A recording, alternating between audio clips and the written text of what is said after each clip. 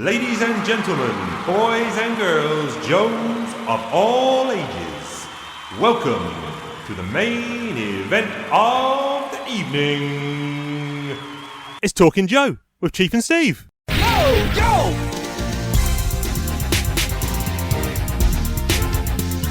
Yo, Joe! Joe!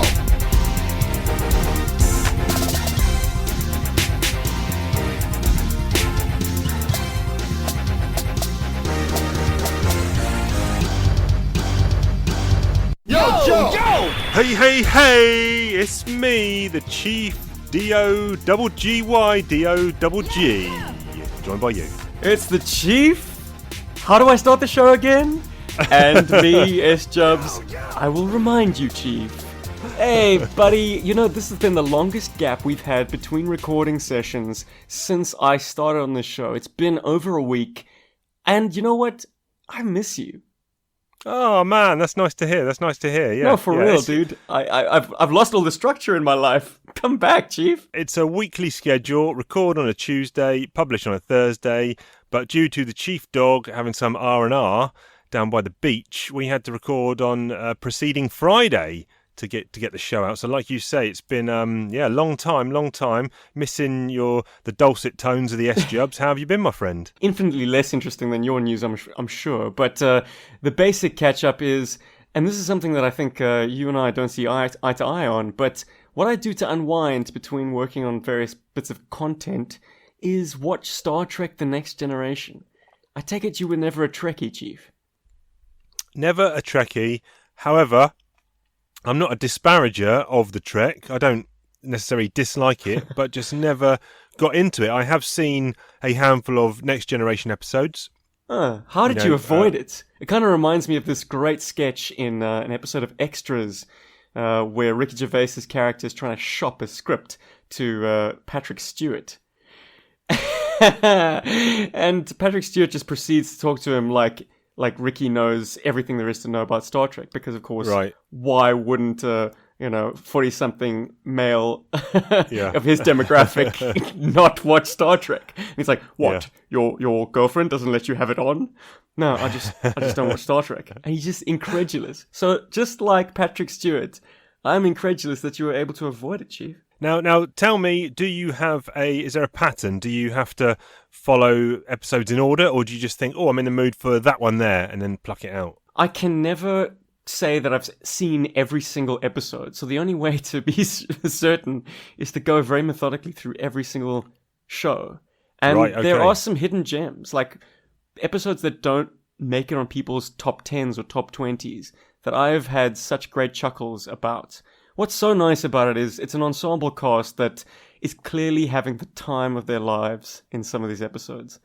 Yeah. And I think this speaks to like what maybe part of my entertainment makeup differs to yours. And that's why I could endure a film like Passengers, whereas you thought it was an absolute crock of shit, is because I'm used to these more sedate, low-budget affairs where it's very character-driven and you kind of cling to those moments. It doesn't need to be pulse-pounding stuff. I think one of the barriers to entry, and it's probably not a barrier to entry at all, but in my mind it might be, in that the completist in me would probably want to consume everything Star Trek. If I got into it, I'd need to do everything, and I just see that, that's X amount of episodes down the line that would, A man has forever. Only so many hours in the day, right, Chief? And you've got plenty it. taking up your time. But enough about me, man. You took a trip to the coast. Yes, we went down to Bournemouth, found some deserted beaches. We were never going to go down and go to the main Bournemouth beach, I don't think, because of, still trying to social distance and be safe and all that kind of thing. So we took the chain link ferry across to Studland Beach, which was very quiet. That was nice. There was quite a cool thing that happened, actually. I took Evelyn off to the toilets she needed to go. When we came back over the sand dune, the missus wasn't with our stuff, and I was like, where's she gone? And there was a big crowd of people down on the beachfront, about sort of 20, 30 people. I was like, oh, what's this? Something's happened. Something's washed up on shore. And as I got closer, no, it was actually a ice cream speedboat. So the speedboat, this speedboat, or a little kind of, a little like what's the Joe, the night attack craft or whatever it is, almost like a like a motorized rubber dinghy, had come up onto shore and it had these two big flags waving behind it, like a Cornetto and a Cadbury's flag, waving behind it, and you could wade in up to your knees, hand over your cash money, and get some ice creams. So that's what the missus was doing. She was getting us all ice creams from the ice cream speedboat. Brilliant. Amazing. Jeez, Chief. Well, you've just reminded me I did a getaway as well. And at the poolside bar, they had the stools in the water that you'd kind of sidle up to or swim up to and order a drink. Love it. Fantastic. Yeah, then took a day down to a place called Hengistbury Head, which is right kind of... again, beach, but it's got cliffs to climb up and wander around. Really nice, and met up with the old Ben from the Out of Timers. Amazing. And him and his family came down. Him and his wife Emma and his three kids, Phoenix, Indy, and Scout. Missing out one there. Came down and we built a massive sand castle. And I told Ben bring some figures. So Phoenix had brought some Joes down with him. Set up the Joes in this sand castle, and then proceeded to watch the tide come in and who would survive. Now, I did post some pics up on the Out of Timers Discord server, but I'll post these up onto the Talking Joe social medias as well. And we can see what happened to some of the Joes in the sand castles. Now, I have to note that one of the figures that was selected was Targat. And after your and my chat about the underused potential of that trooper, I thought that you had brought it. But no, there must be something in the waters, buddy, because you say Phoenix is the one who brought that figure. Fantastic. Yeah, man. He likes playing with the Joes, but he's got hasn't watched the cartoons or read the comics, so he's got no real knowledge about who the quotes good guys and bad guys are. So in this setup we had Mindbender next to Chabang, and Target was there with next to, I don't know who the other guy was. There was a guy, I think it was a Joe, black hair. Would you believe that's sci-fi version 2? Okay. Yeah. He decided in his second version he decided to ditch the neon in the 90s no less, and use a more subdued dark grey and black uniform. There you go. Yeah, it's a good look. Goodies and baddies side by side, but I'll post those images up, and it was good. Good fun, really good fun. So nice little breakaway, and then back to the mundane reality now. But that mundane reality does involve some snackage. Oh yeah. Potato chips, crisps, biscuits and candy, washing them down with a whiskey or a brandy, chewy sweets, cookies, built around jerky, snacks running fair because we got them at our mercy. We're snackers, attackers, bad mother truckers, and we're eating all the crackers, munchers, crunchers, knockout snacks like we're heavyweight punchers. The snack police are in his house. Chief, you catch me after having the most insane dinner. It was like finger foods, but the problem with finger foods is you can't keep track of how much you've put away. I am so stuffed. So stuffed. But I have this... you see, Talking Joe gets you to be quite adventurous with your snacking, because I have gotten something gluten-free, made from legumes, off the eaten path. I see what you did there. Snacks for the curious. Pea and pinto bean sticks? What the hell's a pinto bean? Pinto bean? Yeah, pinto bean is... well, I say, yeah, pinto... I don't know. No, I've had pinto beans it's before. It's a legume. It's going in the mouth. Yeah, it's just a bean. It's a roasted garlic and herb flavour. They are like tubes. Yep. And multicolored. There's pink ones and there are slightly greenish ones. I've got an orangish one. I'm pretty sure I've seen these on the shelves of Tesco or Sainsbury's last week. Same brand. Off the eaten path. Pretty sure, yeah. Palatable. Certainly not... No, wait. They get 3.5 stars on the health star rating system, so... Okay. Not exactly healthy, but they're not going to kill you, I guess. They're alright. I give them 1 thumb up. Right. Not my go-to snack. No. Right. No Tim Tam. Well, there's a raging debate there. Exactly, but I'll just say, I mean, my final word on the subject is, if a Twix can be a candy bar, so can a Tim Tam. You might as well call Twix a biscuit. That's all I have to say about that. There you go. He's done. And he's out. Chief Dog has a hangover, not a hangover of the head, but a hangover from the Outer Timers segment that lasted one episode, because the Outer Timers unfortunately shut up shop, although, chats with Ben, it may return at some point. So there was a segment after Cola Chaos, which was Sour Sensations. It lasted one episode, but Chief had stockpiled about 20 different sour sweets in preparation. And so I have here a Toxic Waste, hazardously sour candy.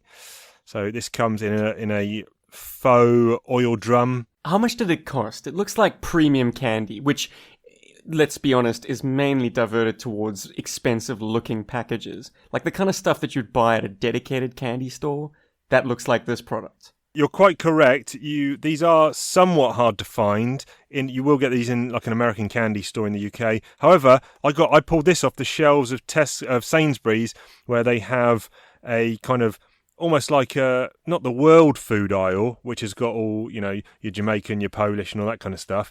This actually is kind of a small dedicated US candy, so it's got Reese's Pieces and like American potato chips, and then it has a selection. Import prices or at more reasonable prices? No, £1.49, so it was just kind of standard. So anyway, let's pour these out. They're individually wrapped. I'm going to let you choose the flavour for me. I've got a watermelon, a black cherry, apple, blue raspberry. I think that's the 4 flavours. Oh, and a lemon. Damn it, son. I honestly thought one of them would be like toxic waste flavour and methane gas flavour and nuclear fallout flavour. But just bog standard. Let's see how close an apple tastes to apples. Apple? Yeah. Okay, let's give it a go. Which one was the apple one? Blue raspberry as well, sorry. Did I say that? I don't know. Apple. Did I find it? Yeah, apple. That's the green packet. Let's give it a go. I've had these before. Slight cheat, but not for a while. Oh, stuck to the pack. So it's a hard boiled candy. It's not coming out of the pack. So like a cough drop, yeah? Right. Yeah, cough. Right. Oh, man. Yeah? Winky. Sour. Bit winky. Yep. Yep, okay. And now, after some hard sucking, that outer sourness dissipating. Now I'm getting a lovely summer green apple notes on my tongue. So, this has turned into a nice sweet. So, yeah. 2 thumbs up from the Chief. Wow, okay. Did not expect that. And if you don't like sours, tough luck, because there's probably more coming in the coming weeks. Right, let's talk comics. It's comic talk, baby. Chief and Steve discussing like crazy. Larry Harmer riding these bad boys, making sense of the wackiest toys. Listen as we talk about story arcs, making noise louder than Junkyard Box, talking about character motivations and all the various G.I. Joe fun locations. Okay, so this week we are covering Real American Hero issues 205 and 206. Let's take a look at the covers. What do you think here? So this is kind of an action-packed scene. We've seen a few of these recently, like all the guys piled onto the Mean Dog. There was another one as well. What was the 201? I'm just flicking back in my custom bind. Oh, they were all on the Rolling Thunder. And so we got kind of another one here, ensemble cast, but on the interior of the Tomahawk. Yes. And we're left to use our process of elimination as to who they are operating on. We can only see the patient's feet. There's definitely high drama. There are bullets bouncing off the canopy. Yeah, the Joes are definitely trying to patch up someone. Kind of got to be Adele Burkhart if you have been following. Like, she's the only member of that mission that isn't accounted for in the image. Yes. Yep. One other thing, they seem to have opted for the interior of a Black Hawk instead of the Tomahawk. Always curious as to these, because it's happened several times, and it's mainly been with Trimpy's work, where he's favoured a real-world helicopter, interior or exterior, instead of using the actual featured vehicle inside the story. But here, this is consistent between Harmer's sketch and Gallant's finish. So I guess Gallant was just being as adherent as possible to what Larry had drawn. That's it. Yep. And the other cover is the Larry pencils of this same scene. Yep. Looks pretty accurate to what Gallant's done. And then 206, We've got Pale Peony and Jinx fighting some Silver Samurai. humongous samurai. Yeah. Isn't that a Wolverine villain? I'm not too familiar with it Silver Samurai, beyond, I suppose, the action figure from the 90s and its appearance in The Wolverine. Do you remember that film? Right. Yeah. I didn't mind that, I don't think, when I saw it at the time. But that's, I mean, the cartoon the comic book representation of that character looks a damn sight like the character on this cover. Yep. Yeah. Good. It's just a fairly action-packed scene with the three characters. It's not blowing me away, but, serviceable. I'm not familiar with martial arts weapons and their uses, but I believe the sai is used to disarm. So it's nice to see, I think, it's being used accurately there to kind of hook the blade. So kind of trap and twist. Yeah, and, exactly. Yeah. Nice. Very cool. Nice. Jinx is And not then using there's her, also- her classic staff. She uses it in the issue. Seems to be using a more ornate blade and spear kind of staff. Yes. Nice. Yeah. And then there's another cover. There's a retailer exclusive cover here, which has, I'm struggling to see, it's got the Sky Striker and Duke. it's too small. Has someone ejected out of it, or what's Duke doing? I think Duke's got the jetpack. Ah, yes, Yeah. yes, you're right. I want that cover, Chief. Damn. It has it's a good absolutely one. nothing to do with the issue, obviously, but No. the Sky Striker looks amazing, and the background looks like, I don't know, like some kind of Cobra launch base. Duke's laying fire on an incoming Rattler. This is the issue that I wanted to read. I'll make no bones about it. Okay, let's dig into the issues. And straight away, before we do that, we need a recap. How remissive of me. So, last time on A Real American Hero. Torpedo spearheads a hostage rescue operation in Oliestan, leading Alpine, Muskrat and Long Range to rescue Dr. Adele Burkhart. But the village full of insurgents quickly pursues, injuring Burkhart before Torpedo and Long Range manage to sneak up on them and put a dent in their ranks. The G.I. Joe team makes its way to the extraction point, but even with a weakened enemy, their chances of survival are looking slim. Meanwhile, the web of intrigue surrounding Cobra Commander's hidden Crimson Guardsman continues to grow. Chief, Yeah. I didn't really make any kind of judgment call on Long Range being recast as a team sniper, but the more I look at him on panel, the more I'm like, no. he's an artillery man. I mean, it's really been massaged to fit, and he's very prominent as this sniper, but it's not something I've ever associated with him. So why not just send Lowlight on this mission? Is that because he was on literally the previous mission and they don't want to overkill with snipers and stuff? I guess it's that notion that Larry wants to expand his focus, because this is a team book and we are catering to fans of a toy line, and everyone had their favorite figure. Like, you will find people who have love for, you don't know who this is, but hopefully our listeners do, the Ice Cream Soldier, for instance. You will have pundits of every minuscule character that the G.I. Joe mythology ever involved. So there must be... I forgot. I went to see The Empire Strikes Back twice and Batman 1989. Of course you did. Wow, Chief. How? So I'm slipping a catch up in here. So apologies for those who are just about to get deep into Joe comic chat, but tough because I'm talking about this. So when we got down to Bournemouth, the kid was going to bed at like 7 p.m. in the hotel room. Me and the missus and the kid are all in the hotel room. What do you do? The lights are off. So I've got two options. I can either talk to the missus. I can either put the tablet on and read some comics. That's an option. Or number 3, I can see the Odeon Cinema, which is opposite my hotel, and all the cinemas in London still are not open. But in Bournemouth, that bad boy is open for business. And because Ben had told me he'd been to see The Empire Strikes Back twice, and it was still on when I got there, 40th anniversary, so I thought 7 o'clock showing, let's get down there. £5 reduced ticket price. And yeah, we went to see that. On the first night, there were about 5 people in the cinema. Oh my goodness. Plus me. Incredible. So then the second night I was there, I was like, I'll tell you what, I'm going to go and see it again. So I went to see it again. There was about 8 people that time. And then the third night I was there, they had a one-off only showing of Tim Burton's 1989 Batman. Huh. So I went to see that as well, yeah. Timing is everything. Incredible. And I think Jack Nicholson's performance in that I will not say is the greatest acting performance ever, but I think it is my favourite acting performance ever. Where does he get such wonderful toys? So quotable. It's just infinitely, unreal. Infinitely. Never rub another man's rhubarb. Wouldn't hit a guy with glasses. Now your turn. Come on, Chief. The old Dukaroo with me in one corner and bats in the other. Oh, I think I butchered that slightly. he's not happy. He's been using brand X. And Bob, you are my number one, and I...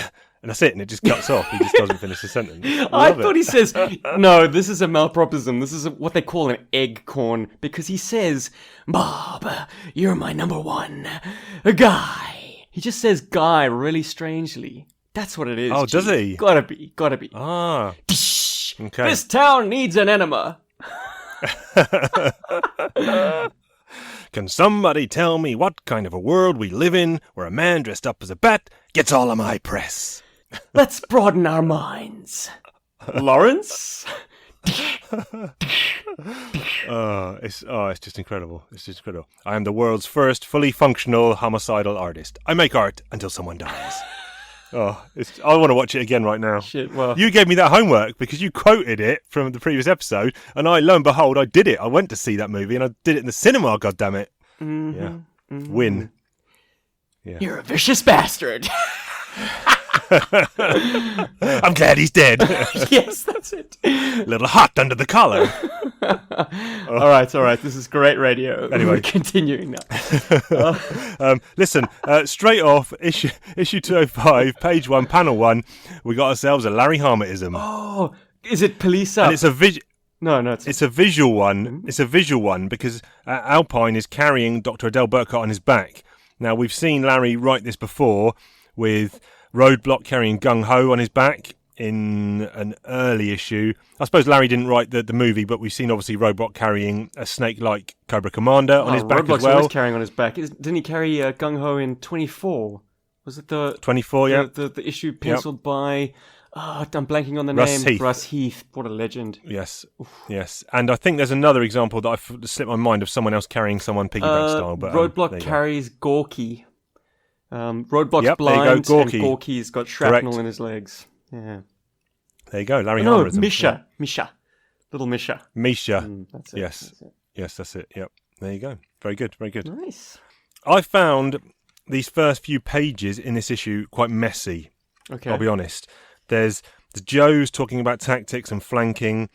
There's the Oliestanians, insurgents, and they're talking similar kind of tactics, but it just felt a little bit convoluted and not to the point. And the first few pages were not confusing me, but just, like I say, felt messy. It's not helped by the fact that there are two groups of Joes and there are two groups of Oliestanis. Yeah. And it's difficult to tell them apart. Who's behind who in this procession of combatants? It seems like, the Joes are in front, then there's a group of Oliestanis chasing them. Then behind that is Lowlight, there we go, is Long Range and Tunnel Rat. No, sorry, Long Range and Torpedo. That's how easy it is to confuse these two. They're so analogous to other Joes. And then behind them is the main man, Ibrahim, and his dudes. Yes. And as I was reading these two issues, it definitely felt like, or the one, especially this one issue here, it felt like he was almost a CBX or a Blue Ninja, because this dude is surviving everything. So first of all, they mentioned that he's running non-stop and everyone else is kind of gassed out and ready to fall, but he's just got no off button. And then when a drone explodes with all kinds of ordnance, I'm trying to find the page where they say what's in it. Here it is. Scarlet's bring the drone down to the deck and self-destruct right in the middle of them. That might thin the herd enough to make a difference. And Clutch says, the Sierra Delta package is a cocktail of C4, thermite and Willy Pete. Whatever it doesn't atomize, it burns. Oof. And so that sounds pretty horrific to begin with. And then he is the only man left standing. So I thought, for a split second, I thought, is this guy not actually human for real as part of the storyline? But obviously he is. But well, look, I mean, the CBXs needed to use like 3 hours to catch up 1 kilometer. These guys are far more effective at marching, clearly. Yes. But why is Clutch the drone pilot? That is on my pad. As always, I have a few lines of thing, and one says, "Is Clutch the best drone controller?" ? Yeah, it's not like a video game. This is a sophisticated, legit aircraft. You need actual pilots to fly it. And of course, I'm sure fighter jockeys would think of piloting a drone as a demotion, but it requires no less skill. In fact, it probably requires more. I mean, like, you can't just look out of the cockpit. You're confined to what the drone little camera sees. Yeah. Again, I think something you touched on, Larry just wanting to play with all the toys in the sandbox, I guess. If he likes Clutch, he's used Clutch sporadically through the whole of the 200 plus issues. So, bring him back and, get him controlling drones. Why not? Cross-specialized, just like Muskrat is cross-specialized in linguistics. He speaks the language of the land, man. And I looked up Muskrat's file card. It turns out his secondary specialty is social services. Now, I've always had a long-running theory, and it's not my theory alone, but it's certainly something a drum that I've been banging, that anytime a Joe has a really mundane secondary military specialty, it means that their actual secondary military specialty is classified. Or kind of a placeholder. So Larry can pull it out at a moment like this and say, well, it always was. Social services, very broad. He actually speaks 7 languages. Yeah. Okay, yeah. Why not? Yeah. I mean, it's interesting stuff, and it does promote that kind of thinking outside the box. Another thing, thinking outside the box, Alpine early on has given Adele Burkhart a shooter and basically said, if things get tough, kill yourself. Jeez.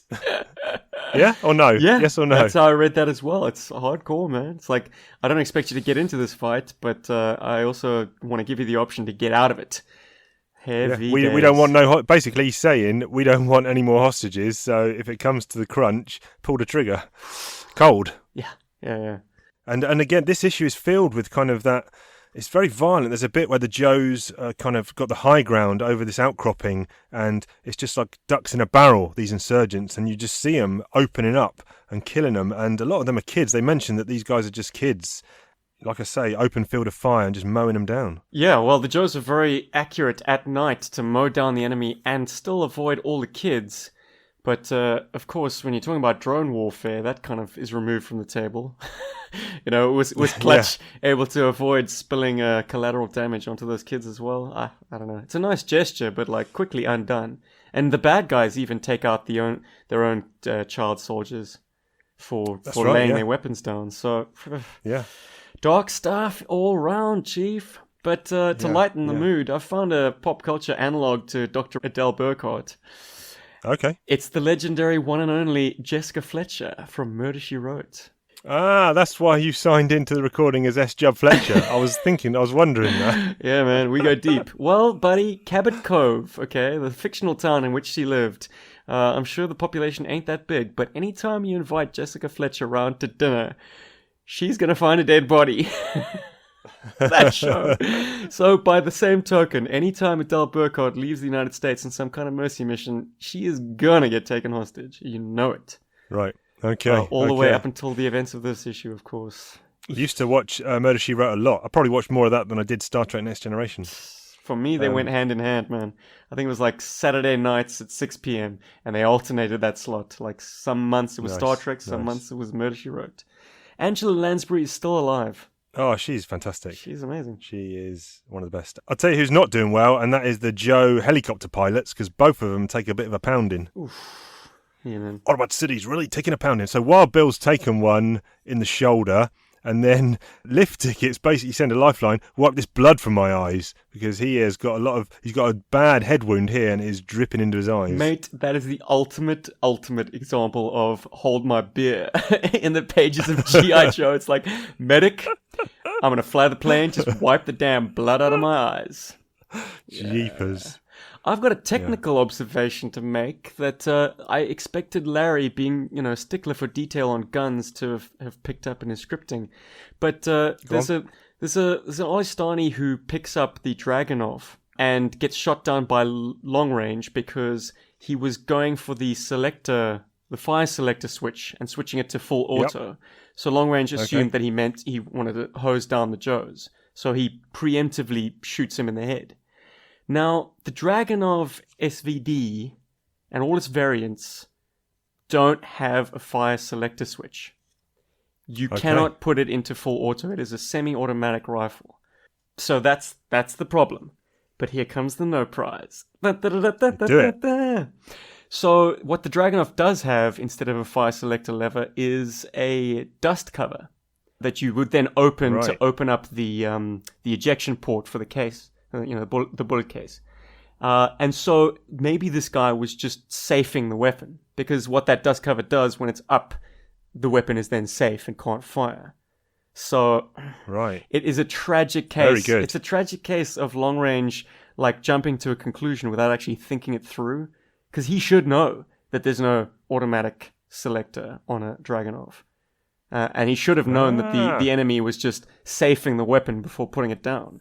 But he took that preemptive action, and that poor sucker's playing a hop.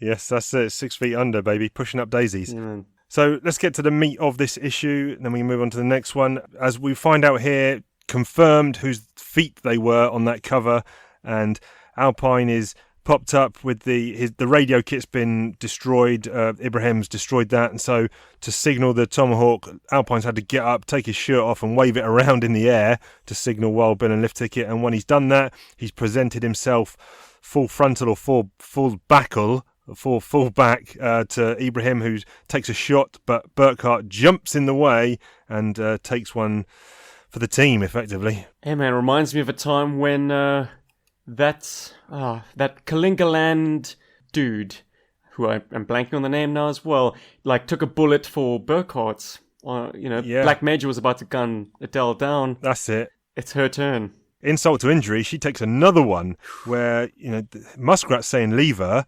And Alpine, the chopper's here, and he's like, we don't leave one of our own. He's basically saying, she's one of us, and picks her up. And as they're running back to the chopper, Ibrahim is still not finished, takes another shot and gets her again in the back. So if she wasn't dead the first time round, she definitely is now. Well, good thing too. I mean, not good thing about her death, but I mean, good thing Alpine picked her up. She acted as a human shield. I mean, yeah, meat shield right there. Damn. And it gave away Ibrahim's position. I did not expect that. That is hard as hell. Yeah, it's tough. And, Alpine's shedding a tear in the chopper. Now, at this point, we're kind of victims of Larry's fly by the seat of your pants writing style. Had he known, I think, that he was going to kill off Adele, I think Alpine is the wrong choice of character. I think there's a more fitting character that Alpine is kind of like being pushed into the mold of for this moment. Yeah. Because Alpine, before the events of this mission, he had never met Adele Burkhart, and they do have one or two touching scenes. But a character that has a lot more running history with this character and her various kind of opposing views on the military. Can you think of a name? Roadblock, I would have said. I agree, Roadblock, definitely. No? But if you go one step further, it's Stalker. Probably Stalker, He was around in Operation Lady Doomsday. He was then around again in Walk Through the Jungle. And most recently, he was actually aboard the Kalingaland tanker. Yeah, of course he was, yeah. So at every one of these rescues, Stalker's been there, like pulling her butt out of the fire. And so for him to be there at the moment where she shuffles off the mortal coil, I don't know. I think they missed a beat there, unfortunately. And while it's very touching to see Alpine shed a tear, I think it would have just that much more impact if it was Stalker. I think you're right. Yeah. How cool is the Tomahawk from underneath, though? Yeah, it looks wicked, doesn't it? I've never seen that angle in artwork, and I have a Tomahawk here with me at long last. Do you? Yeah, of course you do. It looks exactly like that. The proportions are perfect, even down to the toy winch spinner. Like the thing that you spin to spool out the winch is kind of made for our big fingers. I mean, there's no reason for it to have that pattern practically for the actual vehicle. But it's reproduced so lovingly in that art. Yeah, very cool, very cool. And as quick as that whole scene and that whole storyline is over, Larry kind of drops us straight into the next one, with a 2-page finish. And no, I like these pages. They're a good bit of comedy because there's some kind of alumni gathering of the old class. Welcome back, class 82 to 94. And they're all just talking to each other in Fred, or in one case, Tyler numbers. And I think the guy on the next page who's introducing Cobra Commander is maybe Malcolm. Is that a Malcolm series CG on his badge? Really? Don't It's know. a little bit on the nose. Yeah. Yes. But I was thinking here two things. Number one, I don't think Cobra Commander would have addressed all these people not in his garb, just in his mufti stuff. I don't think that would have happened. He would have been in either ceremonial stuff or just the hood or the battle armor. He wouldn't have just been wheeled out by Mindbender. It's comedy. You're absolutely right. It's comedy, yeah. Mindbender's in his scrubs. Oh, jeez. Yeah, exactly. And the other thing is straight from the dentist chair. And the other thing is, it's a bit of an oxymoron here. He's saying nobody is going to know about all the details of the master plan until it's been completely rolled out. Because basically he's saying, what does he say? Nobody knows any more than their own part, and nobody is divulging what they are doing to anybody else. But surely now that everyone in this room knows that, they're going to chat to their neighbour and say, what are you working on? Oh, I'm working on this. What are you working on? So by kind of announcing to everyone that they only know part of the deal, I don't know, it kind of stymies it, but maybe more comedy on show there. Chief, I read these 2 pages as clear indication that either Cobra Commander is very much off his meds, or, thanks to his recently broken legs, he is so medicated. Too many meds. He is off the map, dude. He's in another world. Him and his beret. I mean, it's just ridiculous. This whole it's gold. setup is I love ridiculous. it. Love it. Well, you love it. You know, different kind of comic book readers would say that much. But how do you figure that there's a Springfield High School in Rancho Cobra? Did they move in there and immediately rename the school?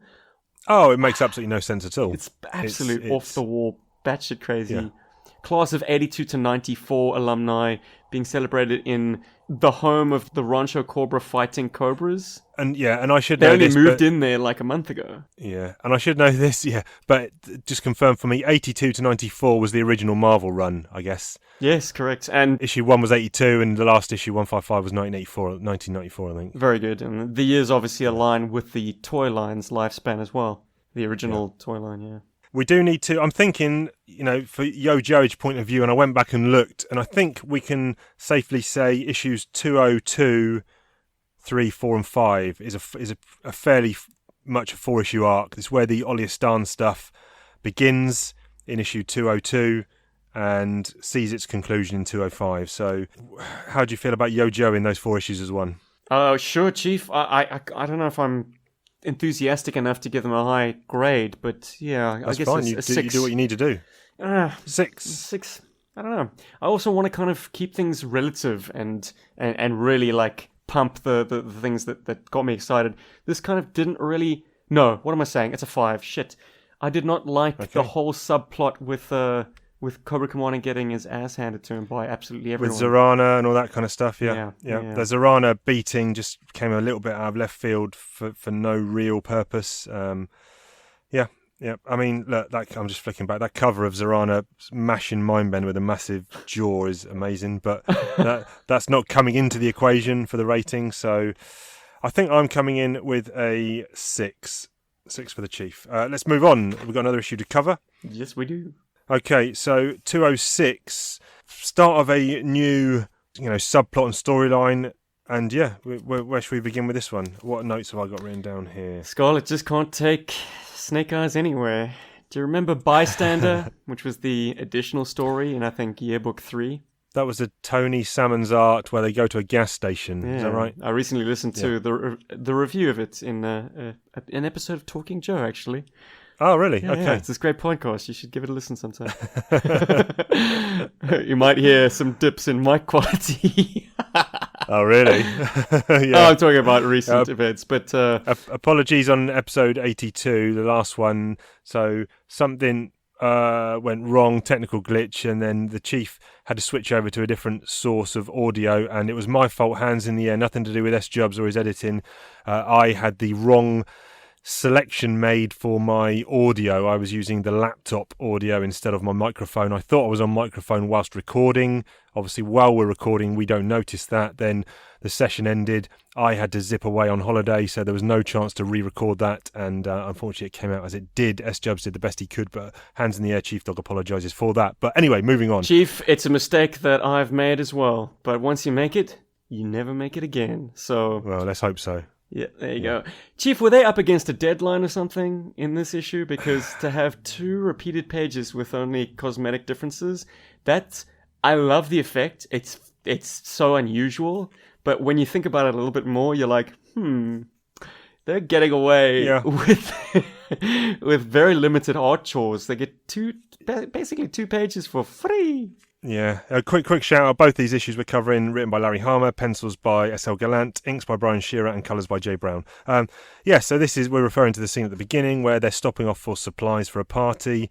Scarlet, they've all been tasked with getting different things. Snake Eyes is popping in to get, I forget what he's getting.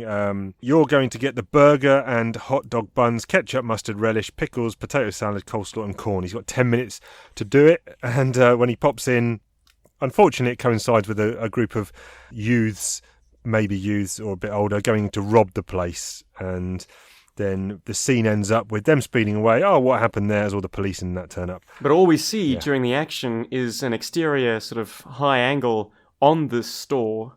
Scarlet in the vamp pulls up, drops Snake Eyes off, and the camera stays fixed in that point. The robbers drive up in their jalopy. Go inside. We see some gunfire. We see an elderly couple stagger off down the street. We see windows breaking, more gunfire, and throughout it all, it's just 6 panels of repeated art, followed by another page of 6 panels and repeated art. Yeah. I don't know, it's like you said, it's effective and it works well, but maybe... Yeah, look, we've seen it before. We saw it in Bystander all those years back, if we are long-time G.I. Joe fans, so there's no need to see the violence. So this is kind of fresh, and it's kind of comical in a way. It's a very breezy read, but at the same time, it rewards you for noticing the little details, just like a Where's Wally? For instance, yes. Foreground of the shot. What street are we on? Trimpe Street, yeah. Yeah, sweet, Nice. nice. I noticed a little colouring flub. Ooh. You see in the background, the lane, the sort of lane that gives way into the street that we're on, is coloured like the sidewalk. And then you flip the page, and it's actually asphalt. It's tarmac, with a sort of stop indication. Yeah, so incorrectly coloured on that first page, I would say, then. Yes. Wow, okay. Good stuff, good spot. As always, S-Jub can pick the peanuts out of the poo and find the little stuff. Deep reads in those weeds. The reason we're focusing on Scarlet and Snake Eyes is because they're driving past and coincidentally see some soldier staring at a house, and it turns out that it's Wade Collins' old house, and lo and behold, it's his son Sean, who will play a bigger part in G.I. Joe mythology going forward. When was the last time we heard from old Sean? I guess it was a letter to Snake Eyes, was it? In the last issue, 155 maybe? Yes, the last sir. Marvel issue. Now, how many times have we had Snake Eyes being given actual voice in this comic run? Oh, I don't know. Not many. Yeah, man. It was the issue with Wingfield. Oh, really? Yeah, when he was writing the letter. Exactly. He writes, notebook, sort of reports on Hawk and Grunt looking very unconvincing as slackers. And timing his cutting of the fence with the highest levels of like nocturnal insect noise. Oh man, love amazing. it, love the details. Then I think there was a moment in the hundreds where he says Scarlet. Yes, with his ravaged maw. Yeah. And I think you noted that. Why is he saying her code name? Wouldn't he say Shauna? Did you say that? I don't know. Chief. Probably not. No, someone else, I think. Mate, I'm not taking credit for that. Whatever. Maybe you did. Maybe we need to re-listen to some Talking Joe, baby. And then... It's good, apparently, yeah. It is. It is very good. Except that one bit in 82 when the mic was shut. But then a letter from Snake Eyes. Magnificent stuff. And ever since then, I've kind of been hankering for more first-person addresses from the man. Right. Okay. It's for that reason that I'm kind of like, oh man, Rob Liefeld, you missed an opportunity to make some history and write a story from Snake Eyes' point of view Because Right. once again, Dead Game chooses the same tired old, like, third-person omniscient, like, oh, he's a silent killer. He's so fast. He's so badass. Like, oh, come on, man. But then again, I suppose you never expect anything groundbreaking from Mr. Liefeld. Sadly. Well, there you go. That's put pay to us getting him on the show. No, I'm joking. Hey, man, look, I was the biggest fan in the 90s. Yeah. Tiny feet and pouches be damned. I was right up there, brother. I read it yesterday, Dead Game, and it reads very much like a 90s comic, but I think that's the intent from Chad writing it. And I actually think it's some of Liefeld's best art. Okay. I think he's kind of stripped back a little bit of the muscularity and obviously there's no massive amounts of excess guns because he's not necessarily dealing with characters that have those. But What, in G.I. Joe? with the characters with Snake Eyes, etc. Obviously, he's got the Uzis and stuff. But yeah, I actually thought it was okay. I definitely thought it was better than I thought it was going to be going in. Do they look like Uzis, though, Chief? Well, no. But, Not exactly. Does any gun that Rob drawed look like an actual gun? Artistic license. Listen, back to this issue 206. Do you like the way that Sean's reintroduced to the comic here? Do you like what they've done? It's kind of random, but it's not disagreeable. It's fun to see, oh my goodness, he did actually join the army. So I guess it's ambiguous as to what Snake Eyes' goal was with his response to Sean in issue 155. It certainly did not glorify what Snake Eyes does for a living. I honestly left that issue thinking, no ways is Sean going to join the army. But looks like he went the other way. Career military man. Yeah, and I find it strange, though, after he's thinking about going in, Scarlet gets him in under the pretense of there being some kind of, what leak is it? A leak of some kind of... Oh, she's bullshitting her way through it, and it's glorious. Chemical and biological leak, concerns about possible leakages. So that she bullshits and gets him in, and then he obviously goes down to the basement, not obviously, but he goes down to the basement, presses the hidden secret button that his dad had to reveal the Crimson Guardsman's secret room, and that's kind of what reintroduces Sean back into the fold of the Joes. But I did find it a bit weird later on in the issue, back at Fort Wadsworth, where he's kind of explaining what he found down there, etc. And the other Joes there, Stalker and Scarlet, are basically just saying, do you want to join up with the team? How'd you fancy it coming on board? After he's listed out all his military achievements, Sean. And I was thinking, is there no actual protocol or process involved where he has to apply officially or do things like that? Is it just a case that some people can just say, yeah, come on board, why don't you join us? Totally. Worked out for Pale Peony. It's like, hey, Oh, yeah, you're right, Jinx's of course. friend. You get to go into the pit. I've opened all the doors, lowered all the security protocols. Go ahead, Pale. Yeah. They're all on first name basis. I vouch for him. Yeah, exactly. Look, at least with Sean, Stalker does say it's like a legacy admission. Look, I think they're just toying with the idea at this point. It's like, in the back of my mind, I'm still seeing visions of like him having to join the crew that Duke is putting through the ringer, push-ups in the mud until the last three men left, like that kind of thing. Even if you are a decorated officer from the armed services, you still have to go through G.I. Joe boot camp. Yes, there are only so many slots. I'll tell you one nice touch when they're in this house, and you find this out later, that Sean kind of says these guys were Cobra because he found down in that basement. What did he find? He found he found evidence that this intimated, is definitely a reactivated base or Yes. Crimson Guard hideout because there's smartphones and some kind of technical device. The sort of MacGuffin of this issue is the thing that they're producing at Revanche in Dublin. Yes, the size of a dime. What I found nice was, which didn't really make sense at the time, when they're in the house, the last page of them being in the house, the kid comes up and says, "Hey, mister, this should make you feel better," and hands him a bottle of talcum powder. Now, obviously, we've had many references to Snake Eyes using talcum powder to help with his mask, riding up, or to smooth it down and that kind of thing, to help it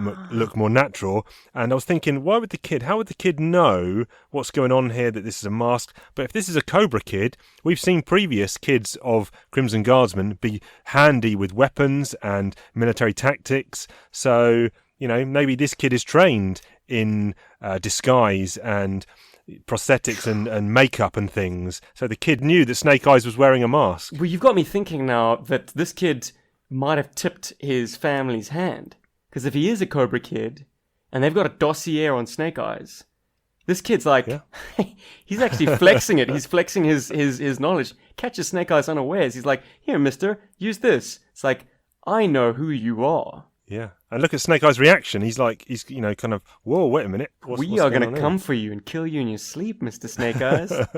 Yeah, there you go. And did you see that Scarlett is a fan of not only mobile games, but what is the name of that game? It was an absolute phenomenon in this era. Farmlands. Farm? Okay. No. No idea. Something that you would idea. play. Pass me by. You would play it on Facebook. But the CG, he's like, that sensor app looks a lot like that farm game. Yeah. Right, okay, yeah. Do you not know it? Yeah. No, something's ringing a bell, maybe. Farmville. I'm sure it was called Farmville. No idea. Chief. I hope there was, so you don't look like a fool. Get with it, buddy. Get with it. Yeah. I was still playing Mega Drive, probably. Well, no, the kid's got an Xbox controller. Nice. Right. There's a bit here, when it cuts from that scene, it says, in another reality known as San Francisco. Almost getting whimsical with his introductions, huh? That's it. And nice to see Cobra Commander going back into a portable mobile base, because he's in the back of a trailer again. Very nice. Like his that. legs have healed up nice and quick. Yes. Maybe he's using some kind of robotic prosthetic. It struck me as odd, though, that he disables the camera after he gets out of the car. So he's in full view in front of the camera, and then he disables it. It's like, oh, jeez. Defeats the point. Yeah, he's after time in there. Let's look at the scenes which were denoted on the cover. So this is Palpatine and Jinx in Dublin, and they have uncovered another Revanche Robotics base, and this is where they are confronted by this giant... What does she refer to herself as? 931 or something? 921. But wait, no, she's like biometrically enhanced or something, doesn't she say? Yeah, she's the most advanced human. Like, I think she's banging the drum about the fact that she's not fully blue ninja'd. The ultimate modified human. Gotcha. Yeah, she is ginormous. Huh. So, what is this, genetic modification? Yeah, I don't know, but no idea why she's wearing this garb. No explanation as to why she's dressed as a samurai. Don't need it, do we? Well, I don't know. Larry was like, it worked for my run on Wolverine, so let's bring it back. He's back writing. I saw him credited on a Wolverine book actually coming out this month. Cool. So I don't know if that's a one shot. I think he's been dying to do superheroes. I mean, so much of G.I. Joe tends towards the superhero, and it gets a big eye roll from me, but it's good stuff, and it really it deserves to be in a place where it's more fitting. So, yes. Cool. Let the man write Wolverine again, please. Yeah. And this 921 thing, or modified human, quite easily takes out Palpatine and Jinx, and she actually says, you'll both experience the great change men call death. Okay. Philosophical and shit. Yeah, not before our research and analysis teams deconstruct you. You'll wish you had opted for the quicker end. So they're going to be deconstructed, which we'll find out what that really means next issue, maybe, I don't know. But then we cut back to the secret lower level of the pit, which is where we find what was behind the door when we had that shock or faces of the Joes at the end of issue 200. And on the second panel, this is where the tease of the Transformers comes, I guess. Yeah, man. I'm looking at all those tops and I'm like, can I identify any of the shapes? I mean, you kind of feel like it's the wing doors of the classic Autobot cars. And there's like definitely a Bumblebee yellow peeking out of the one and like a Cliffjumper red.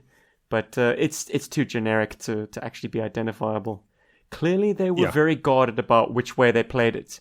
Because obviously it wasn't clear as to whether or not the Transformers were crossing over with G.I. Joe or not. So they had to play this ambiguity for as long as possible, which really bogs down the proceedings, doesn't it, Chief? Right. Yeah. Well, unless Larry was just doing it as a super tease, and he had no intention, or Hasbro had no intention of including the Transformers, and he's just like, "I'll chuck this little thing and get people talking," but I've got no intention. I don't know, man. It's never been Larry's style to play the long game. He likes the long recall. Like he'll reach back into the past stuff and bring out a nugget that was, sort of an open-ended ending. But I don't think it's his style to keep something coming over the course of like 2 years. Now talk to me about this giant eye. What do you want me to say? Chief, you've read this run more times than I have.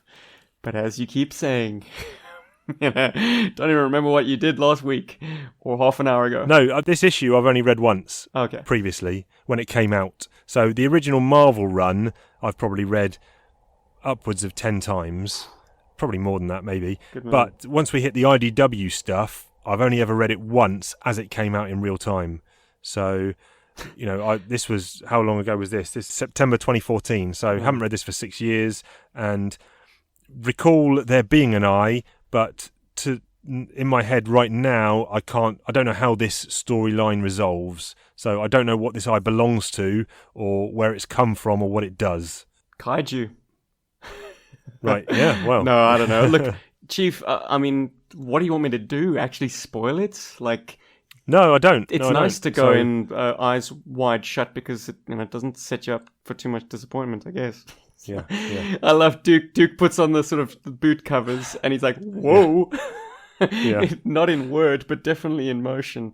He's not even got on the eye yet, and he's lost his balance just by putting these thin coverings over his shoes. But anyway, not much to say there really. Apart from the retina's been dilating and contracting, so we'll see what happens there. The issue closes out with a final epilogue on the Adele Burkhart story. Some of the Joes are at the burial, and what is this? I'm unsure what this medal is they're putting on her grave. So, around about this time, G.I. Joe had kind of added a new symbol to its sort of design pantheon. Instead of just the star and the tricolour and the G.I. Joe lettering. The movie era, sort of post-Rise of Cobra, had that shield with the eagle and the star. Right. Controversially, now the hot topic is is this an attempt to push G.I. Joe away from being an American anti-terror task force and more into the realm of a global response team? Because an eagle with a star, it can be American. It can also be just, I don't know, NATO or something like it. But anyways, I suppose the symbol is just a token, really, to symbolize that actually at the end of the day, Adele was a Joe. Yeah. That's how I read it. Do you notice there's someone conspicuously absent from this trio? 4 Joes went on that mission. Oh, yeah, right. Yeah. Long range, man. Yeah. Yeah, where's long range? Adele Burkhart's daughter looks just like Adele Burkhart. In fact, as she was dying, once again, bro, it's that Botox in action. Adele Burkhart, was looking fit for a 65-year-old. That's it. I was going to say R.I.P. Adele until she is risen from the grave by some storyline, or until her daughter takes up the mantle and becomes another thorn in the sides of the Joe team. So Mary Lou Burkhart. Let's wait for either of those two things to materialise. But I don't think we're going to yo-jo this one until we read the next couple of issues just to see how storylines pan out. But so let's keep that on the back burner for now, and then we'll see what happens. Chief, Chuckles can't be too good at his intelligence job if he had to Google Fair City to come up with Dublin's Fair City, where the girls are so pretty. Come on. Is that not common knowledge? Well, it's explaining it to the reader, I guess. But yeah, I suppose. There you go. Listen, good stuff. It's 207 and 208 next week, so I will read those. You will read those, listeners. If you want to read those, that's your choice. Your free will and all that jazz. But right now, we need to talk about toys, and I need to guess some, so it's time for Toy Talk. Steve talks about toys, ho ho. Steve talks about G.I. Joe. He talks about all the toys from the comic book and the animated show. Steve talks about toys. Steve talks about toys. Steve talks about toys. Steve talks about toys. Who's it gonna be, Chief? Who's it gonna be? So, let's recap who we've had in this one. Has there ever been a Sean Collins figure in this garb? We're going to say no. Not that I know, but I'm saying no. Has there actually, I don't think it is, but has there ever been an Adele Burkhart figure? I don't think so, no. Oh, there you go. Mm-hmm. Right, anyone wants to custom up one of them, please do it. While it's not the most exciting custom, I'm pretty sure someone has. That issue 1 team just isn't complete without the target. No, that's it. No, not many vehicles in these issues to note of. We've had the Tomahawk before. Alpine, of course. Alpine, of course. Yeah. Got there in the end. Mountain Trooper, codename Alpine, file name Pine, Albert M. No way. Alpine. Oh dear. They say it's because Larry struggled to remember the characters' names. Okay. So he had these kind of naming conventions to kind of keep track of things. Anyways, hilarious. But yeah, we'll give that one a pass. Primary military specialty, Mountain Trooper. Secondary military specialty, Finance Clerk. So I guess that means he's a atomic weapon specialist or something. Yep. FYI, I'm just having a watermelon toxic waste now. All right. His place of birth, Minidoka, Idaho. I hope I'm pronouncing that correctly. And his grade is E4. From the middle of the flat, dusty Snake River Plain where Alpine was born, he could see the mountains on the horizon in almost every direction, like a physical barrier between him and the world he wanted. He took up mountain climbing during college and continued as a recreational climber during his brief tenure as an accountant for a large publishing firm. The G.I. Joe team gave Alpine the most hazardous of all conditions, with Cobra shooting at him. Graduated Ranger School, Fort Benning, qualified expert M16, M14, M60, M1911A1. Every time Alpine scales a sheer cliff face, python by python, or piton by piton by piton maybe? Yeah. Overcoming granite and gravity with muscle and persistence, he is symbolically climbing out of the quagmire of his past. That's why we send him up first on vertical assaults. He doesn't take being knocked down too easily. Say what you will about the file cards, man, but this is poetry. Yeah, it's a great one. For some reason, as a kid, I always thought he was from France. I don't know what the Action Force file card... It's that I'm smelling shit kind of expression he's got in his picture, no? I don't know. I don't know if it was... I don't know if the Action Force file card had his birthplace being different, but... You call this escargot, this is shit. That's that face on the card art. Yeah, man. Oh, it's amazing. That card art is amazing. Had this guy... What a great figure. Yeah, no doubt about it. So much going on here, so much going on. Look at all the kit he's got. Yep. Fantastic. 2 anchors that you can rope together with the included length of black rope, and it's a nice length. I mean, obviously, you know, that some concessions made. You can't just get like 3 meters of rope with your figure, but it's a decent enough length to have some fun with. He comes with a 9mm Beretta submachine gun, which is a very close quarters weapon. Perhaps it's a failing for a mountain trooper to not have something for longer ranges. That's probably why he's given an M4 assault rifle in the comic book.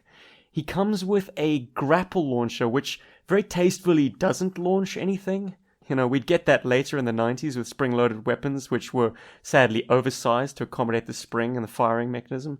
But this is a sculpted piece that uses most of the same sculpting as the G.I. Joe XMLR weapon that Snowjob came with, but it just adds a very cool, like, grapple on the front and a strap that runs to a drum of sculpted cable. Yep. Very cool. Sculpted rope across the chest. Really, really detailed. Nice piece. Snap links on his thigh. The backpack has a little clip which can hold his included climbing axe, which is quite a big piece. I mean, it's certainly bigger than it needed to be. So it kind of crosses over from climbing implement into like handheld weapon. I'm sure it was used as such in many a kid's playtime. I never had this as a kid, but I'm sure if I had him, he would have seen a lot of action, man. He's got character, he's got great sculpting, great colors. The uniform, it has been said by a number of commentators, in spite of the very military-looking colors, it's very civilian kind of gear. It's like a cool, trendy 80s padded jacket. The trousers don't really have anything particularly military on them, like a sculpted holster. But the colors are on point. Yeah, very cool, very cool. You had this guy?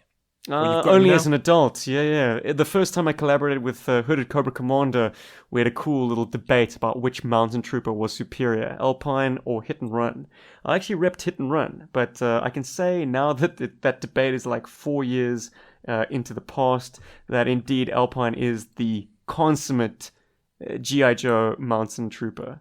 It's kind of his thing, so we'll let him have it. In the cartoons, he had a great running friendship with Bazooka. We might get onto that a little bit later. Alpine was always kind of a little bit more philosophical, kind of a thinking cat. And Bazooka was his very lunkhead, kind of slow-witted friend. But they made quite the pair in the toon. Comic book appearances, quite few and far between, actually. Yeah, I don't seem to recall him popping up that much. He was in Action Force, more than he was in G.I. Joe. So, yeah, nice to see him in this recent run we've just had. So, good stuff, even though he wasn't necessarily climbing mountains. Hey, look, he got that emotional moment with Adele. Maybe it was stolen from Stalker, but at the end of the day, it showed a lot of heart. I'm glad he got some time to shine. Of course, his most shining moment in my eyes will forever be the intro to G.I. Joe, the movie, where, what a stud, I think he's at the base of the Statue of Liberty, and there is a fire bat screaming overhead. He fires a grapple launcher onto its wing, and gets towed through the air, Spider-Man style, while this grapple launcher is kind of reeling him in. He then climbs on top of the fire bat canopy and punches it. He punches right through it. What a guy. Yeah, that's quality. Big time. And then I think he bails. He jumps off it and repels or grapples onto something else. Like maybe it was a trouble bubble flown by Snake Eyes. Something like that. Chief, it's coming, brother. We got to get our teeth into that movie. Yes, and we got to get an old friend to rewatch it with us. Yeah, all right. Yeah, let's do that. Talking Joe, special edition, coming soon. So there's two special editions coming soon. There's a rewatch of that, and also after we finish recording, we put it in the can. I'm going to have an offline chat to you about when we can do Chief's Treasure Chest. Oh, yeah. Yeah, good times. Jeez, and Cobra Convergence, Chief. Oh, man, we are. If you like Talking Joe, and why wouldn't you? You are going to be spoilt in the next month or so. Mm-hmm. But that was Alpine version 1, 1985. Not really going to get into the later versions because they suck. I just had a quick flick through versions 2 through 7, and you are indeed correct. They do suck. In one of them, it even looks Caucasian, so let's not even go there. Okay, let's move on, because now it's time to confuse some people with some Commonwealth colloquialisms, aka I've egg in the pudding. We got a pudding. We got a pudding. We're gonna over-egg that pudding. Ain't got no criticisms. We got some Commonwealth colloquialisms. Right, start us off. What you got? What's a doona? Doona. He's going Australian. And how you spelling doona? Jeez, that's a good question. I think a D-U-N-A. Okay, doona. Let me write it down, see what it looks like on a pad. Doona. I'm going to say, could it be related to Dunny? Oh, which we said. Correction. Sorry, it's D-O-O-N-A. Doona.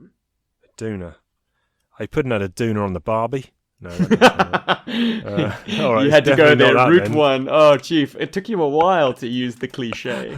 Have I not said that one yet? No. Okay. I'm just going out for a drive in the doona. Oh, could it be a vehicle of some kind?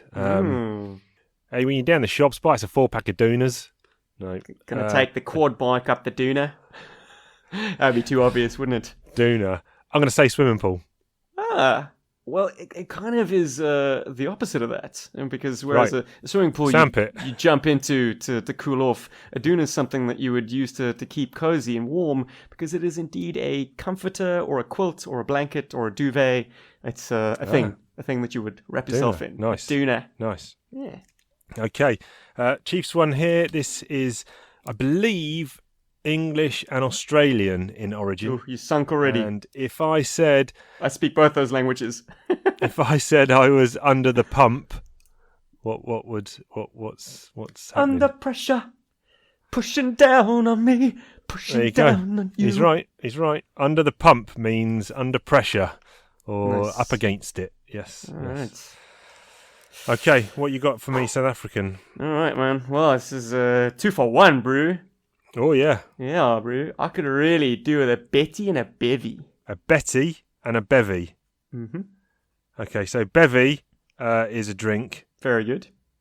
Because that's also what, as in short for beverage, which is, used over here. But a Betty, if you're so you're having a drink, a Betty and a Bevy. So a Betty would be some kind of snack or burger or hot dog or something like that. Do you want me to narrow down my choice? Snack indeed. Fur burger. No. A Betty is a chick. A girl. A chick, okay. Yeah, right, yeah. okay. I'm at a braai and I could really do a Betty and a Bevy. Yeah. And maybe very a nice. chop and a dop. But that's bridging the gap into Afrikaans, and I have sworn to you offline that Yes. I will do my best to not also become multilingual. So any colloquialism that I pull from South Africa has to indeed be understood by all South Africans that speak English. But then again, we're all kind of multilingual anyway, so I don't know. I'm gonna try not to cheat for as Okay. long as possible, Alright. Chief. And then when you want to pull them out, you pull them out. Jere, bro. Hey. Hier kom 'n ding, my seun. Yeah, exactly. Exactly. No idea. Listen, there'll be more colloquialisms next week. But right now, I think it's time for this. We asked you a question, you being the listeners, and you responded well, as you always do. And here are your answers to the question that we posed on the social media places. You're just trolling us with that one, Chief. It's like it's gonna resolve cleanly, and then you just keep going. This is tumble. But it's great. It's gold, all gold. So, listen, we asked you guys out there to give us a tandem of Joe Cobra characters that would be good in either a buddy cop movie or a road trip movie or, of that ilk. And as always, you responded in droves. So thanks to everyone who gave us choices and options here. It was, really nice to hear all of these, read some of them. Some were kind of straight down the line. Some were a bit offbeat and a bit funny. But yeah, a really good mixture, I thought. Which one should we start with? Twitter, Insta, Facebook? We should probably end with Twitter. Yes. Yes. Yes, there's a reason for that. But I'm on the Instagram at the moment. So someone here said, yes, Alpine and Bazooka for sure. So that obviously, like you said, references the cartoon, which unfamiliar to me, but as you mentioned, is a budding kind of friendship in the cartoon. Frozen fudgies, baby. Right. Once again, okay. sails plainly over the Chief's head. Means nothing to me, unfortunately. Cobra Commander and Serpentor will be trying to kill each other at every opportunity. That would be quite fun, actually, I think. Yes, very cool. Yeah, japes and scrapes, man. Like, of course, they've got to be civil, but behind each other's back, they are definitely trying to underhand little hijinks. Yeah. Duke and Falcon or Outback and Recondo. Yeah. Who's the kind of the comic relief between Outback and Recondo? They seem pretty straight-laced, both of them. Yeah, I guess that's more of that's a straight down the line kind of serious two guys, out in the wilderness kind of adventure thing. But I'm trying to think of like two like survivalists. Is it like Bear Grylls and right? Yeah, I don't know, someone like Bear someone Grylls, or like Steve Irwin, the late great. Yeah. Yeah, that could work. Rock and Roll and Chuckles, Leatherneck and Wetsuit for some aqua-based action. Once again, Chief, I think it's a cartoon thing. There was the Navy/Marines rivalry that was played up between Wetsuits and Leatherneck. Clutch and Breaker, Chuckles and Zartan, but instead of a buddy cop road trip vehicle, they host a podcast where they discuss the ever-evolving, always entertaining world of G.I. Joe comics. Oh, wait a minute. So who... Oh, yeah, I'm Chuckles, you're Zartan, of course. Yes, I think I've established that over the course of a few podcasts. Reverb added for effect, of course. Chief, you probably don't get that either, but Zartan, for some reason, always spoke with reverb. It's like just part of his vocal style. And it's a dead ringer. Like now, if Zartan is voiced in any pop culture without the reverb, it just doesn't seem right. Okay, yeah. It's like even his speaking voice is kind of disguised, it's kind of masked, as a master of disguise should be. But anyways, that's me. Good yes, stuff there. Thank you. I'm moving over to the Facebook. Shipwreck and Polly. could be a nice little tandem. Now, I'll tell you what I want to see. I want to see all the animals from Tom Sholey's Transformers G.I. Joe in some kind of animal-based animated movie. But anyway. Yes, please. Chuckles and Big Boa. Yes. They had obviously, a scene together in the IDW Cobra series, which will. Oh no, we don't. I was going to say we cover that in our Cobra Convergence, but is Big Boa in that miniseries or not? Not yet. Oh shit! Another spoiler for S Jubs. Cut. I keep forgetting you've only read the first 4 issues. Anyway, take that from your mind. Chuckles and Snake Eyes, because Chuckles can do enough talking for both of them. Nice. That's probably fair. That was said about Deadpool and Snake Eyes teaming up. Like, we all expected that from Liefeld. It's like Deadpool will do all the talking, and he's quite all right with that. Yeah. Clutch and Rock and Roll is the classic team. So yeah, we've seen that a couple of times actually in the comic, haven't we? Where they've done the surfing road trips and they've japes and scrapes with the Dreadnoks.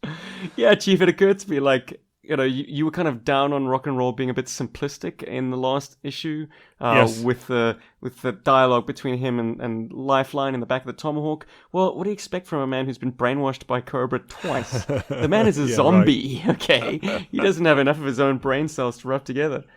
Poor guy. Yeah. Law and Order with Shockwave. Okay. Law because I think he would be the funny guy, Shockwave would be the straight guy. What else? Cobra road trip movies, Arana and Road Pig. Slash and grab dark drama. Big time. Sounds a bit like Natural Born Killers. I was about to say, and I think over on the Twitter it was said as well. Very NBC. Right. Mm-hmm. Okay, yeah. Haven't seen that. I've only ever seen that once. And I don't think I was a particular fan of it, but maybe I need to go back and rewatch it. You know who wasn't a fan of it as well? No. The writer. Oh, really? Yeah, Quentin hated what Oliver Stone did. Really? With the script. Yeah, big time. Okay. Oh, so it diverged quite a lot from what was intended then. Well, you got a rock star director and a rock star writer. They're pulling in two different directions to make sure that their stamp is what survives. So when was that? Was that mid-90s? How deep was Tarantino into his directing career? I think he'd done Pulp Fiction. Oh, right, okay. Which was 94, I think. Yeah. Okay. All right. But maybe my timeline's out. Shit. Chief, I know G.I. Joes. Please, do not hold me out on my movie knowledge. Okay. I mean, you're gonna get me rating things like Passengers with 4.5 stars. We're in trouble, pal. We are in trouble. T-rubble. 2 stars for Lethal Weapon. Yeah, right.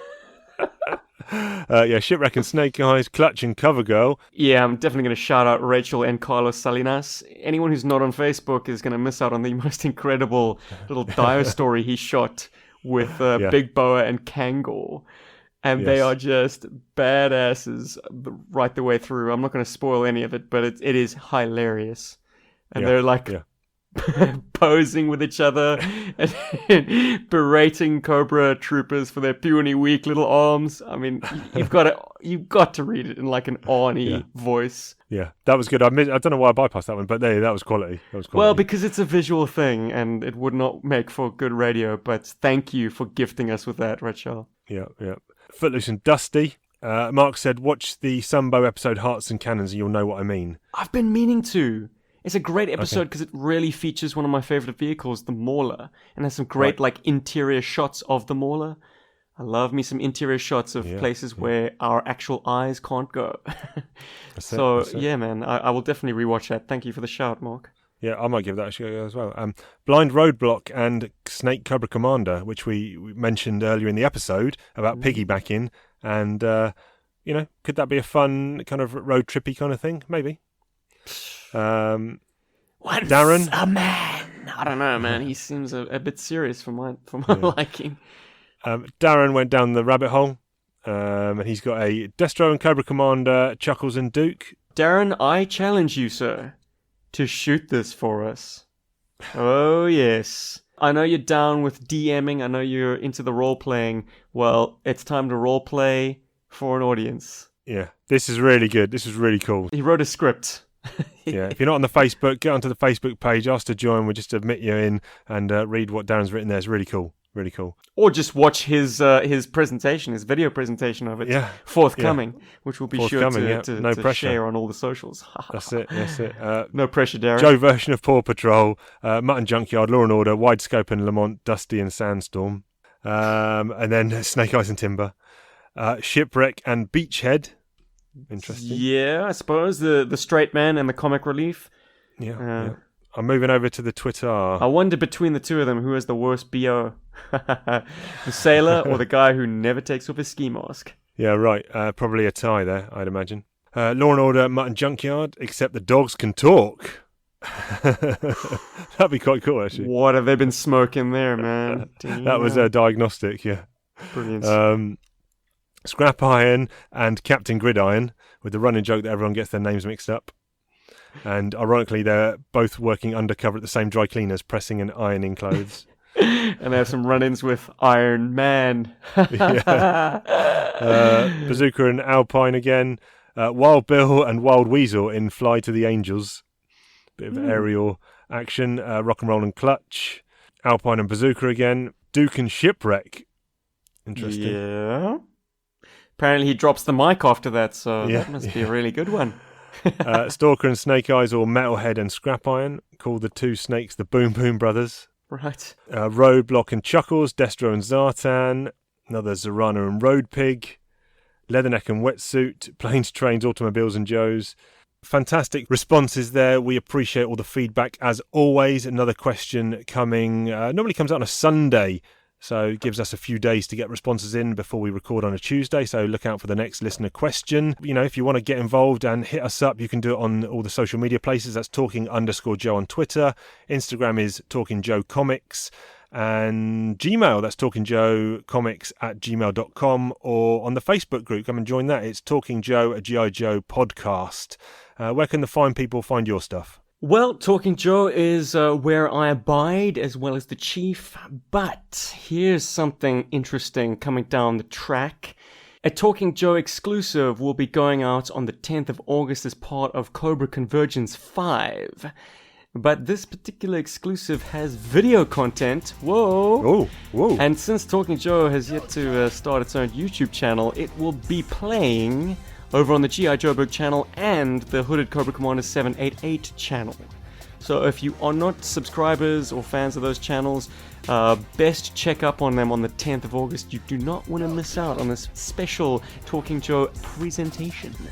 Yeah, it's good. It was we had fun recording it. S-Jub's going to work some magic on the visuals, like he says, and yeah, check out all the Cobra Convergence stuff, to be honest. It's Cobra content every day through the month of August, so fantastic creators lined up for the whole month. So, listen to everything if you can, watch everything, consume it all. It's a good chance for people who are interested in the more general G.I. Joe chats and content creators to maybe find new things to listen to or watch or follow. It's just a great sharing of everyone's kind of followers. Yeah, great. You can find the Chief over on Chiefy2 Shoes. That's Chief within a Y, number 2 shoes. Over on Instagram and Twitter, I'm posting daily art pics of commissions and sketches I've got over the years. I think I'm up to day 76 of posting those, so still going strong. Any kind of G.I. Joe related ones I'll also put onto the Facebook group, just in case you're not on Twitter or Instagram, so you'll still be able to get that. Posted up a nice Dreadnoks one from Rod Wiggum, and Peter Seddon, a friend of the show, also posted it, his one. Great stuff by Rod there. But yeah, that's about it. So with all that said and done, wait a minute. What's this? We got some incoming. Huh? Oh, Chief, I think you missed something, mate. Oh yeah, we did. We've got this extra response here for a tandem from the listener question, and it's Poetry in Motion. It's a Route 66 road trip for Roadblock and Major Blood. I really like the idea of that. What? Who said that? Yorktown Joe. That's incredible. Oh, man. I'm feeling inspired. Who do you want to play, Chief? Oh, in the movie? I'll be Roadblock. Oh, well, then I guess that makes me Major Blood. We've got a story to tell you about a pair of badass hombres that set out to wage lyrical warfare across the globe. The Block and the Blood. This is their story. I'm big, I'm bad, I'm hitting Marvin Elf. Qualified French haute cuisine chef. Busting out tunes in the local church choir. Now check out my homie, he's such a live wire. Blood by name and blood by nature. Sebastian to my friends, but you can call me Major. My mind is tactical, a shiny steel trap. So don't get in my way or give me none of your crap. A gourmet chef with no taste for cobra. I'm stomping them snakes till I make my quota. Busting out of cuffs, flipping over vamps. Much love to my family, my granny and my gramps. I gave a kid a gun to shoot his dad in the face, breaking international laws all over the place. I wear an eye patch purely for style, and my poetic poems are sure to beguile. They'll fight for freedom wherever there is trouble. You'll find block and blood will be there on the double. They never give up, they are always there, fighting for freedom over land and air. Block and blood, we be road tripping. When hunger hits, fried eggs we be flipping. When you're feeling low and woozy, make sure you slap a fresh clip in your Uzi. If you piss us off, you better vamoose, or I'll bust a cap in your ass with my deuce. Block and blood, yo, and we out. Do I get to say it now? Damn fool, we outta here. Cobra retreat!